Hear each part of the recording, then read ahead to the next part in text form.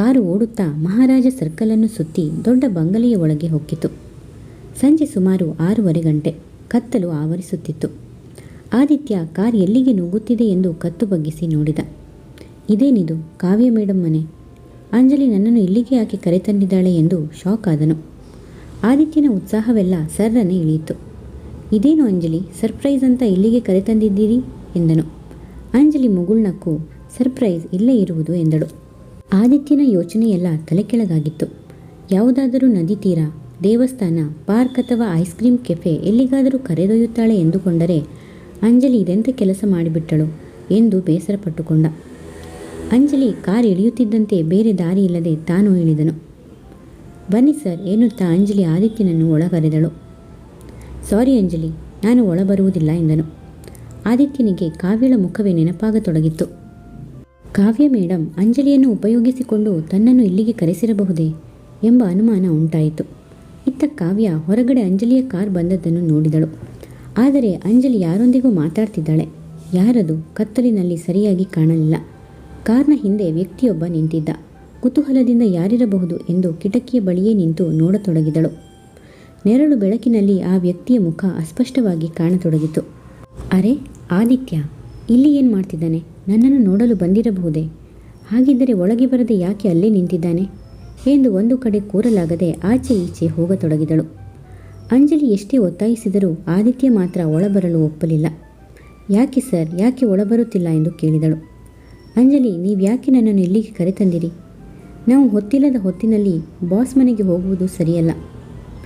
ನಾವು ಇಂತಹ ಶ್ರೀಮಂತರೊಂದಿಗೆ ಆದಷ್ಟು ದೂರ ಇದ್ದರೇನೆ ಚೆನ್ನ. ನೀವು ಕಂಪನಿ MD ಆದ್ದರಿಂದ ನಿಮಗೆ ಏನೂ ಅನಿಸದಿರಬಹುದು. ಆದರೆ ಇದು ನನ್ನ ಸ್ವಾಭಿಮಾನದ ಪ್ರಶ್ನೆ. ನಾನೇ ರಿಸೈನ್ ಮಾಡಿ ಮತ್ತೆ ಅವರ ಮುಂದೆ ಹೋಗಿ ನಿಲ್ಲಲು ನನಗೆ ಇಷ್ಟವಿಲ್ಲ. ಅವರು ಯಾರನ್ನೂ ಭೇಟಿ ಮಾಡಲು ನಾನು ಇಚ್ಛಿಸುವುದಿಲ್ಲ. ಬನ್ನಿ ವಾಪಸ್ ಹೋಗೋಣ ಎಂದನು. ಆದಿತ್ಯ ಯಾಕೆ ಇಷ್ಟು ಹಠ ಮಾಡುತ್ತಿದ್ದಾರೆ ಅನ್ನಿಸಿತು. ಆದರೆ ಆದಿತ್ಯ ಈ ವಿಷಯದಲ್ಲಿ ದೃಢವಾಗಿದ್ದರಿಂದ ಎಲ್ಲ ವಿಚಾರಗಳನ್ನು ಅವರಿಗೆ ಹೇಳದೆ ಬೇರೆ ದಾರಿ ಇರಲಿಲ್ಲ. ಆದಿತ್ಯ ಅಂಜಲಿ ಬಳಿ ವಾಪಸ್ ಹೋಗೋಣ ಎಂದು ಹೇಳಿದವನೇ ಅಲ್ಲಿಂದ ಹೊರಟು ಬಿಟ್ಟ. ಅಂಜಲಿ ಅವನನ್ನು ತಡೆಯುತ್ತಾ, 1 ನಿಮಿಷ ನಿಲ್ಲಿ ಸರ್, ನೀವು ಅಂದುಕೊಂಡಂತೆ ನಾನು ನಿಮ್ಮನ್ನು ಕಾವ್ಯ ಮೇಡಮ್ ಮನೆಗೆ ಕರೆತಂದಿಲ್ಲ, ನನ್ನ ಮನೆಗೆ ಕರೆತಂದಿದ್ದೀನಿ ಎಂದಳು. ಆದಿತ್ಯನಿಗೆ ಅಂಜಲಿ ಏನು ಹೇಳ್ತಿದ್ದಾಳೆ ಎಂದು ಅರ್ಥವಾಗಲಿಲ್ಲ. ಏನು ಹೇಳ್ತಿದ್ಯಾ ಅಂಜಲಿ ಎಂಬಂತೆ ಅವಳನ್ನೇ ದಿಟ್ಟಿಸಿ ನೋಡತೊಡಗಿದ. ಹೌದು ಸರ್, ನೀವು ಆಫೀಸ್ಗೆ ರಿಸೈನ್ ಮಾಡಿದ್ದರಿಂದ ನಿಮಗೆ ಯಾವ ವಿಷಯವೂ ತಿಳಿದಿಲ್ಲ ಅನಿಸುತ್ತಿದೆ. ನನ್ನನ್ನು ಈ ಕಂಪನಿಗೆ ಸುಮ್ಮನೆ MD ಆಗಿ ಮಾಡಿಲ್ಲ. ನಾನು ರಾಜಶೇಖರ್ ಅವರ 2ನೇ ಮಗಳು, ನನ್ನ ತಾಯಿಯವರ 2ನೇ ಹೆಂಡತಿ.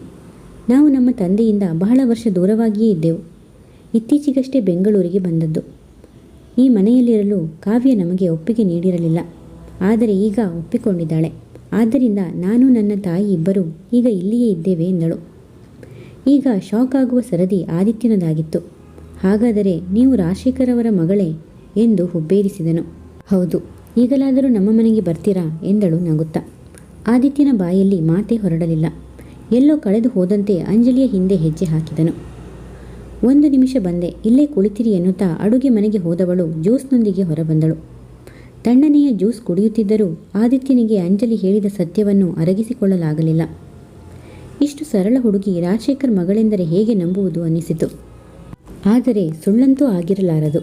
ಅಂಜಲಿ ಇಂತಹ ವಿಷಯಗಳಲ್ಲಿ ಸುಳ್ಳು ಹೇಳುವಷ್ಟು ಸಿಲ್ಲಿ ಹುಡುಗಿಯಲ್ಲ. ಅದೂ ಅಲ್ಲದೆ ನಾನು ಅವಳನ್ನು ಬಹಳ ಸಮಯದಿಂದ ಚೆನ್ನಾಗಿಯೇ ತಿಳಿದುಕೊಂಡಿದ್ದೇನೆ. ತಕ್ಷಣ ರಾಜಶೇಖರ್ ಅಂಜಲಿಯನ್ನು ನೇರವಾಗಿ ಆಫೀಸ್ ಕೆಲಸಕ್ಕೆ ಅಪಾಯಿಂಟ್ ಮಾಡಿಕೊಂಡ ವಿಚಾರ ನೆನಪಾಯಿತು. ಅದರ ಬಗ್ಗೆ ಮೊದಲು ಅವರು ಆದಿತ್ಯನ ಬಳಿಯೇ ಮಾತನಾಡಿದ್ದರು. ಅಲ್ಲದೆ ಅಂಜಲಿಗೆ ಚೆನ್ನಾಗಿ ಟ್ರೈನ್ ಮಾಡುವ ಜವಾಬ್ದಾರಿಯನ್ನು ಸ್ವತಃ ರಾಜಶೇಖರ್ ಅವರೇ ಆದಿತ್ಯನಿಗೆ ನೀಡಿದ್ದರು. ಖುದ್ದಾಗಿ ರಾಜಶೇಖರ್ ಅವರೇ ಅಂಜಲಿಯನ್ನು ವಿಚಾರಿಸಿಕೊಳ್ಳುತ್ತಿದ್ದರು. ಹಾಗಾದರೆ ಅದಕ್ಕೆಲ್ಲ ಇದೇ ಕಾರಣವಿರಬಹುದು.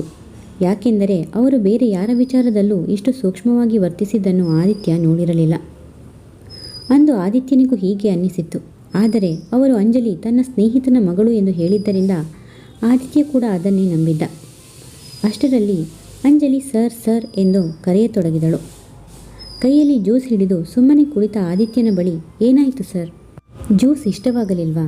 ಕಾಫಿ ಏನಾದರೂ ಕುಡಿತೀರಾ ಎಂದು ಕೇಳಿದಳು. ಬೇಡ ಅಂಜಲಿ, ನೀವು ಕೊಟ್ಟ ಸರ್ಪ್ರೈಸ್ಗೆ ಈಗಾಗಲೇ ಹೊಟ್ಟೆ ತುಂಬಿ ಹೋಗಿದೆ ಎಂದನು.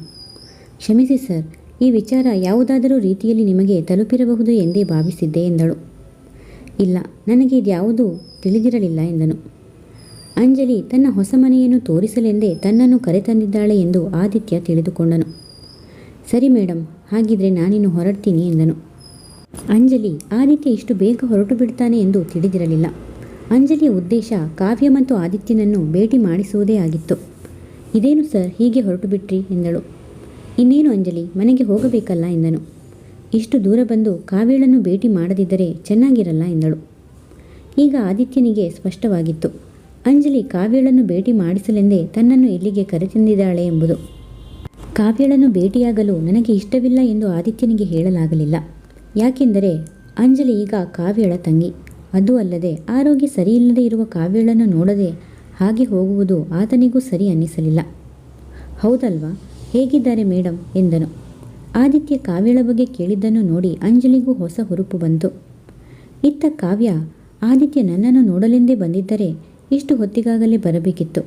ಕೇವಲ ಅಂಜಲಿಯನ್ನು ಭೇಟಿ ಮಾಡಿ ಹಾಗೆಯೇ ಹೊರಟು ಬಿಡುವನೆ ಎಂದು ಟೆನ್ಷನ್ನಲ್ಲಿ ಕುಳಿತಲ್ಲಿಯೇ ಉಗುರು ಕಚ್ಚಲಾರಂಭಿಸಿದಳು. ಬನ್ನಿ ಸರ್, ಅಲ್ಲಿಗೆ ಕರೆದೊಯ್ತೀನಿ ಎನ್ನುತ್ತಾ ಅಂಜಲಿ ಆದಿತ್ಯನನ್ನು ಕಾವ್ಯಳ ಕೋಣೆಗೆ ಕರೆದೊಯ್ದಳು. ಆದಿತ್ಯ ಸುತ್ತಲೂ ಗಮನಿಸಿದ.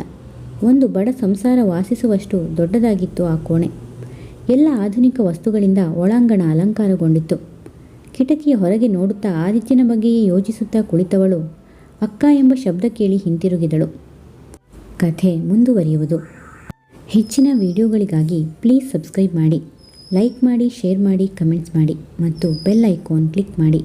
ಕಥೆಯ ಎಲ್ಲ ಭಾಗಗಳಿಗಾಗಿ ಪ್ಲೇಲಿಸ್ಟ್ ಚೆಕ್ ಮಾಡಿ.